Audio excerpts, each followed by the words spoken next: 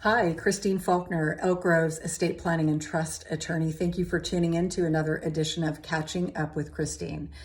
Talking to staff this morning in our staff meeting, we were talking about what happens with people who own businesses and in the estate planning world, and in the world in general.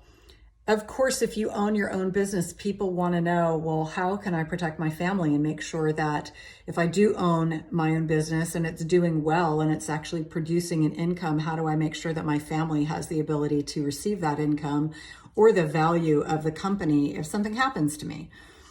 Many times folks don't realize if they have an S Corp or they have an LLC or even sole proprietorship that there is a specific way that you need to hold title, especially if you have a corporation. Your ownership interest in that corporation is the shares.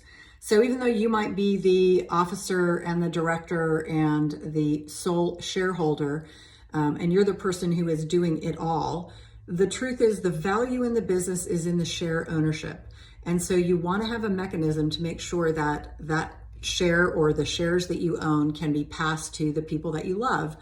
So if you do have a going concern that's making good money and maybe even supporting your family, that your family has the ownership interest to receive that continuing stream of income. Also potentially have the ability to control who are the officers and who are the directors, or to be able to sell the corporation if that's what needs to happen.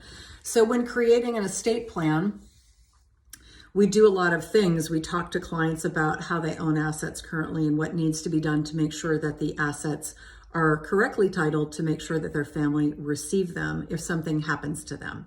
So with shares in a corporation, they need to be retitled into the name of the trustees of the trust. That is the mechanism by which the share ownership interest is passed to the people that they want. Many times, folks who own corporations don't have their spouses and family members as co-owners, as shareholders. So that has to happen through a retitling process. Or you have to look at the bylaws of your corporation to find out what restrictions there may be on transfer and how that can happen. So it's not necessarily straightforward. If you own an LLC, on the other hand, you don't own shares. Your ownership interest is called a membership interest. And in order for your family to be able to receive that membership interest, that has to be assigned to the trust. So not retitled, but assigned. And again, you have to look to the operating agreement of the LLC to find out, are there restrictions on transfer? Is there a mechanism within the business structure itself to allow family members or loved ones to receive a deceased owner's membership interest? So not quite as straightforward as people might think. I know when I am working with business owners, we tend to focus on the nuts and bolts of their personal finances, but when it comes to their business entity, they're not generally well versed in understanding exactly how that transfer would take place. So, and if you're a sole proprietorship, you would also do the same thing, assign your sole proprietorship to the trust.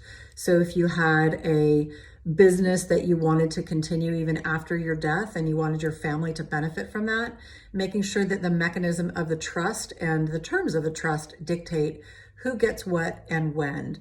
So a little tutorial about making sure that your business interests are protected, both during incapacity as well as death, if you happen to pass away and have something you want to pass on to your loved ones. So Christine Faulkner signing off. Thank you again for tuning in to Catching Up with Christine. We are creating a more robust YouTube site, and so we would love it if you would subscribe, give us your feedback in the comments below. And we're looking to create more and more content. And if there's something that you'd like to hear about, we'd love to hear from you, and we'll create some information and content for you. Take care, and we'll see you next week.